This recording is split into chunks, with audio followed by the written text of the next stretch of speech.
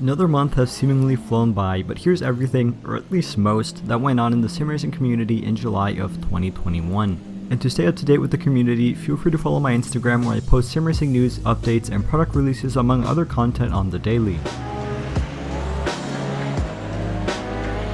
If you've been following my channel for a while now, you might know that at the end of every month I release my channel's monthly analytics and growth statistics in the community section here on YouTube.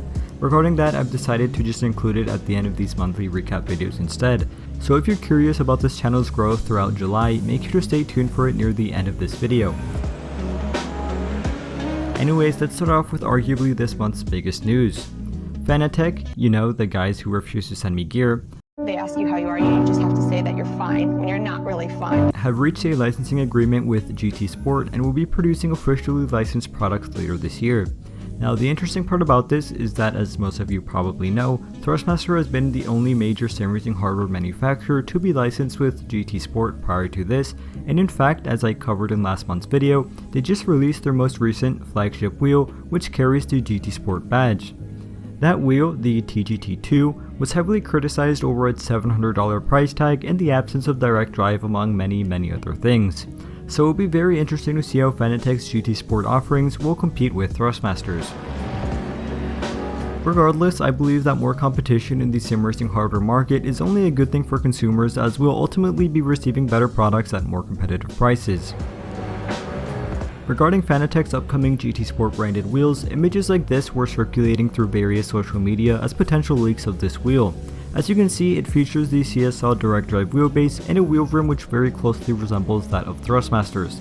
Personally, I think it's just some photoshopped image of the Thrustmaster TGT wheel rim, as I highly doubt FANATEC would just be releasing a nearly identical looking wheel. Let me know what you all think in the comments below. As I'm sure all of you know by now, the new Formula 1 2021 game was released earlier this month. Unfortunately, it hasn't been off to a great start, as many claim the game is filled with bugs and issues, making it very unenjoyable. One of the biggest complaints I've seen related to this game has been the increase in pricing in many countries. As opposed to last year, the game cost significantly more in other countries due to reasons that are unknown to me. A few days ago, I released a video where I discussed why I wasn't purchasing F1 2021, and a lot of people were commenting negatively on these price hikes, so I'm not sure if it has to do with global economic issues or just EA wanting more money. Probably a mix of both, to be honest. More bad news for the F1 video game franchise, as Motorsport Games has announced that they will be releasing an IndyCar title in 2023. Jeez, that doesn't even sound real. Obviously, being so far away, not much is known about it regarding its specifics, but regardless, although I've never followed IndyCar per se, I'm still very much looking forward to seeing how it holds up to modern titles.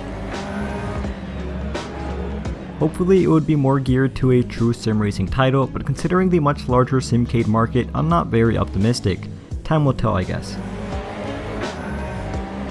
Husingveld, or however you say it, the guys who make the very expensive sim racing gear I can't even afford in my dreams, have released a new pedal set, the Sim Pedals Ultimate Plus. They retail for €1,098 for the 3 pedal set version and $891 for the version with no clutch. Their load cell, obviously, have hydraulic dampening, whatever that means, and a ton of other very fancy terms I won't even bother to get into. In essence, they're really good, if you can afford them, that is. Husingveld, if you're watching this, I would gladly take some. Please? In an interview with motorsporttotal.com, Danny Ricciardo, one of McLaren's Formula 1 drivers who has been having a very rough season thus far, said he is looking to take up sim racing on his free time and hopes to improve on track. In the past, he has steered away from sim racing, claiming he has had better things to do on free weekends. But with other successful drivers like Max Verstappen and Lando Norris constantly on the sim, he plans on doing so as well.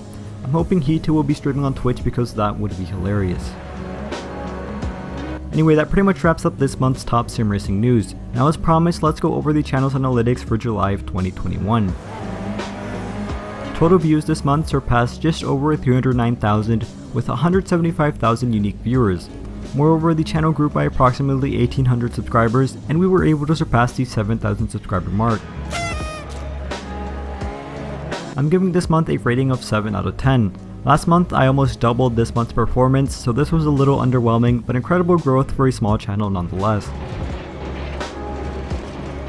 In terms of channel updates, my website, ocsimracing.com, is now featuring sim racing hardware deals. As soon as I find a sim racing product on sale, I feature it on my website for anyone who's potentially interested.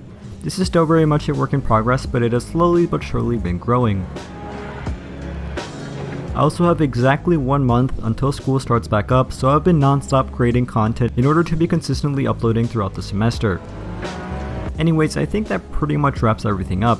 If you're still watching and enjoyed this video, consider pressing the like button as it helps YouTube recommend this video to more people and it helps the channel grow. But anyways, thank you all for watching, stay safe, and as always, have a fantastic rest of your day.